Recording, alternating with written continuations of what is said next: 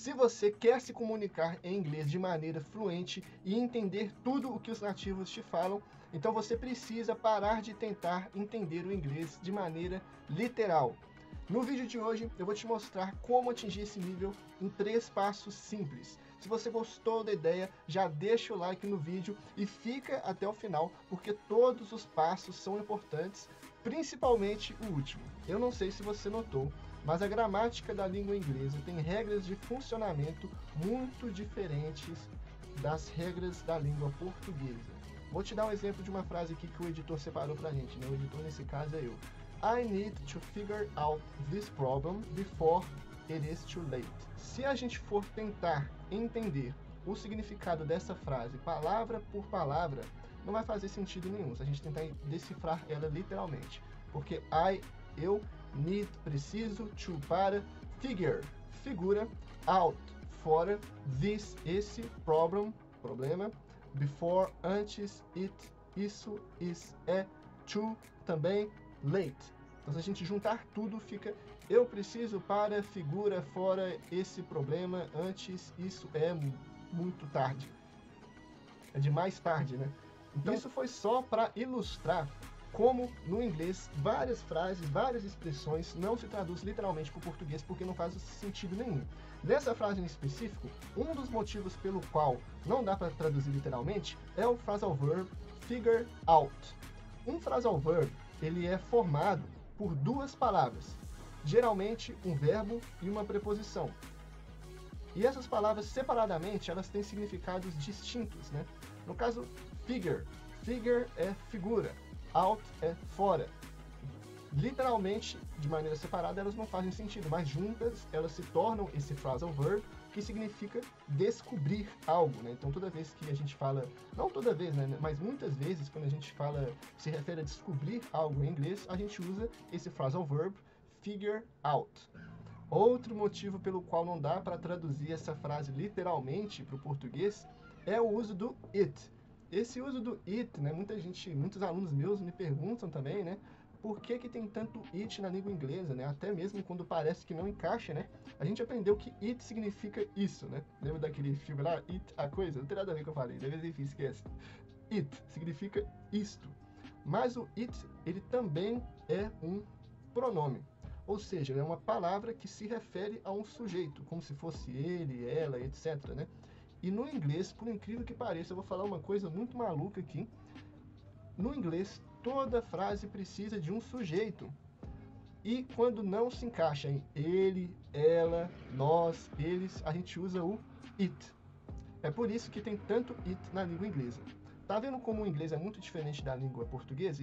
Essa é uma regra que eu acabei de falar que simplesmente não existe no português. Não existe isso de toda frase tem que ter um sujeito. Isso nem entra na nossa cabeça. Mas no inglês é assim.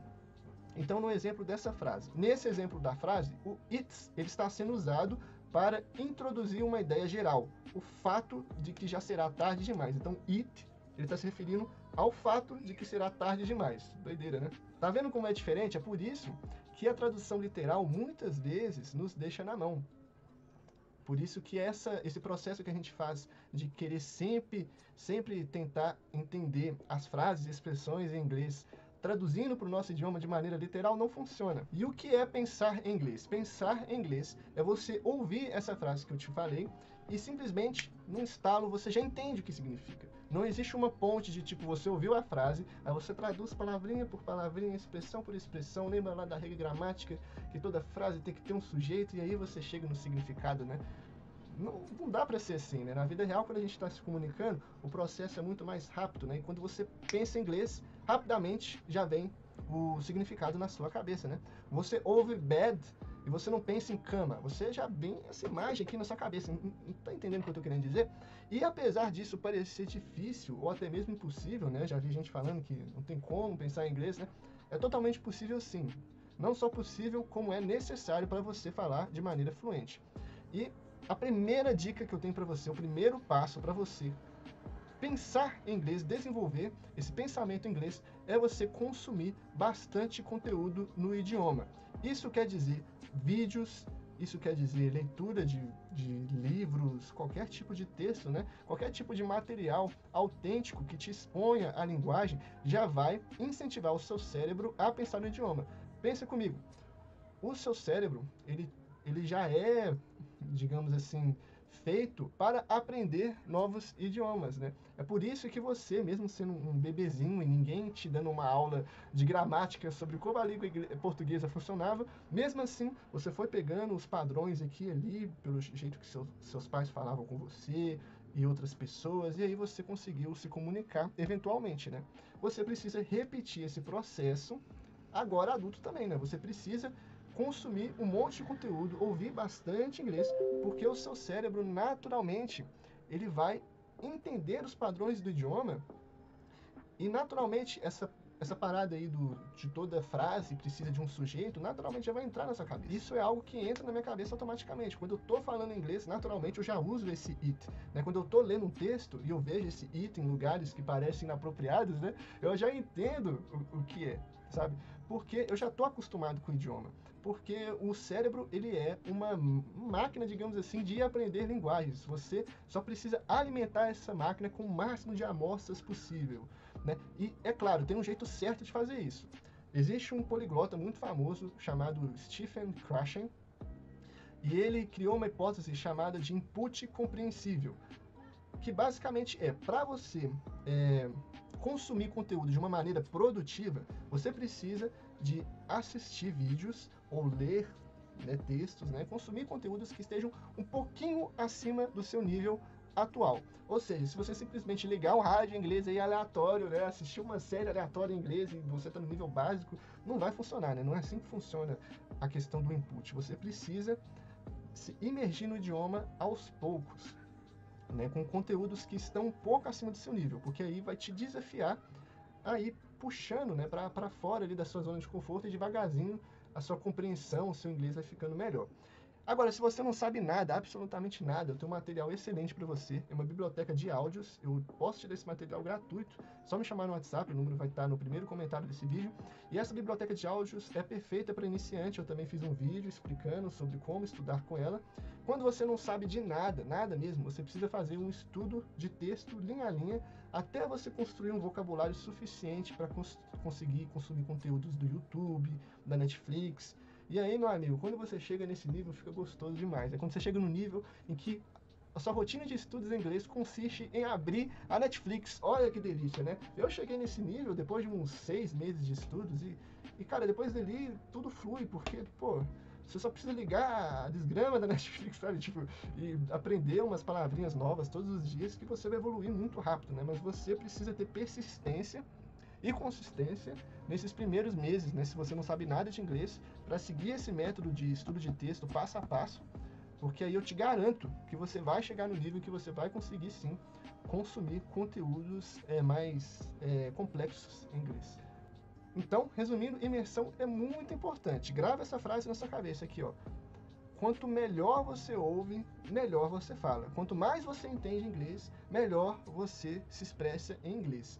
Então, todas essas regrinhas gramaticais chatas, esses it da vida, esses phrasal verbs da vida, eles só vão, de fato, entrar na sua cabeça e se tornarem automáticos, tanto na hora de entender quanto na hora de falar, quanto mais você vê eles em conteúdos autênticos do idioma. Por isso que você precisa consumir conteúdo o máximo possível de maneira inteligente, usando a hipótese do input compreensível, ou seja, conteúdos que estão um pouquinho acima do seu nível, que são desafiadores, mas não são tão difíceis. Ok? Tá gostando do vídeo até agora? Então não se esqueça de se inscrever no canal, porque quase toda semana tem vídeo te ajudando a levar o seu inglês para o próximo nível. Tá bom? O segundo passo é fazer tudo o que você aprender ser mais significativo.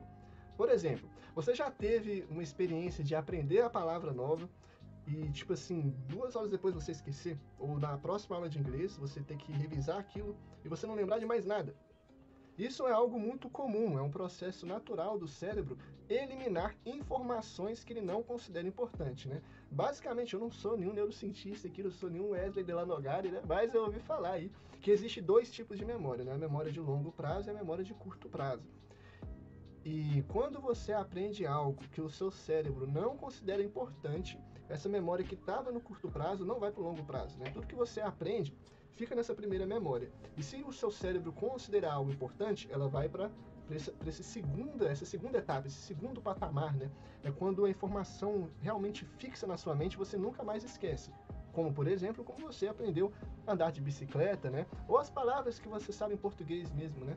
Mas quando o seu cérebro não considera a informação importante, então as memórias de curto prazo não vão para longo prazo e elas são eliminadas para dar espaço para novas memórias, né? Então, uma maneira de você... Infelizmente, não tem como você virar para o seu cérebro e dizer assim, opa, isso aqui é importante, viu? Guarda direto no longo prazo, por favor. Não tem como fazer isso, infelizmente, né? Então, você precisa enganar a sua mente, digamos assim, né? Para fazer as informações que você aprendeu, que estava na primeira camada, e para a segunda camada e realmente ali fixar, né? Ficar mesmo na sua mente. E uma maneira de fazer isso, né? Para o seu cérebro considerar aquela informação importante é através da repetição e também através de você linkar aquela nova informação com coisas relevantes do seu dia a dia. Por isso, é importante você estudar inglês de uma maneira divertida para você, porque de nada adianta você tentar pegar uma lista e decorar, porque o seu cérebro, né, vai identificar aquela informação como inútil, né? Parece que não tem muita aplicação ali no seu dia a dia, é chato, é maçante e você vai esquecer. Então você precisa fazer o que você aprender ser significativo. Uma maneira de você fazer isso é você estudar novas palavras em contexto de frases, porque uma palavra com um significado solto, né, uma palavra por si só com seu significado, ela não é muito significativa para a sua mente. Agora, se você grava, se você estuda uma frase inteira, aquela informação faz muito mais sentido. Como consequência, é muito mais provável do seu cérebro reter aquilo depois. E você junta isso com a repetição espaçada, que é uma técnica de repetir aquela informação, revisar aquela informação em um espaço de tempo inteligente, é muito mais provável que você vai lembrar do que você estudou. Por isso que eu recomendo o aplicativo Anki. Se você não conhece, é um aplicativo para revisão de novas palavras, informações, etc., né? Você pode usar para qualquer área do conhecimento, mas falando do inglês, você pode pegar esse aplicativo e colocar frases em inglês com significado, né, a frase em português também, e revisar quando o aplicativo considerar ali ideal. E desse jeito vai ser muito mais provável de você lembrar as informações. E você pode ir além, você pode usar imagens para tornar aquela informação ainda mais significativa. Você pode estudar inglês com uma série que você gosta. Aquela informação vai ficar muito mais significativa. Eu lembro até hoje, quando eu entendi como o som do TH funcionava, eu nunca mais vou esquecer, eu estava assistindo a série Suits, uma série que eu gosto muito, e do nada o personagem, o Louis Litt, ele falou alguma palavra com o TH e deu um close assim no rosto dele, ele colocou a língua entre os dentes e soprou assim, né? This is not right. Eu acho que ele falou algo tipo assim, né? This is not right. E aí eu olhei assim e gravou e nunca mais eu esqueci. A partir daquele momento, nunca mais eu errei a pronúncia do TH. Tá vendo quando a informação é significativa, você não esquece? Por isso, tente sempre aprender novas palavras em contexto de frases, de preferência também com imagens, e sempre revise, porque quanto mais você revisar, mais provável vai ser das informações saírem da memória de curto prazo e irem para a memória de longo prazo, e aí você nunca mais vai esquecer. E o terceiro passo é ter aulas particulares de inglês. Quando você tem um professor particular, todo esse processo que eu te falei de fazer o estudo mais significativo fica muito mais fácil. Quando eu tenho uma primeira aula com um aluno novo, a primeira coisa que eu pergunto para ele é sobre os gostos dele, sobre como ele aprende melhor, quando ele sentiu que ele ficou empolgado em aprender algo novo. Essas perguntas são muito importantes para eu construir um plano de estudos personalizado de acordo com as individualidades dele, né? Então, eu vou poder te ajudar não só nas aulas semanais de conversação, que são muito importantes, né? Porque já foi comprovado que quem pratica conversação desde o início aprende mais rápido, mas também vou poder te ajudar a estudar ali no dia a dia, porque você vai ter um plano de estudos de acordo com as suas necessidades e seus gostos específicos. Desse jeito, você vai aprender muito mais rápido, porque você não vai ficar preso em um script de uma escola, por exemplo, né, em que lá você é só mais um, você tem que seguir o plano lá do professor, porque o professor tem que seguir o plano da escola, né? E é muito mais fácil do que você enfrentar toda essa jornada sozinho. E se você quer saber mais sobre como as minhas aulas funcionam, então me chama no WhatsApp, o número vai estar no primeiro comentário desse vídeo que eu te explico tudo. Muito obrigado por assistir esse vídeo até o final e até mais.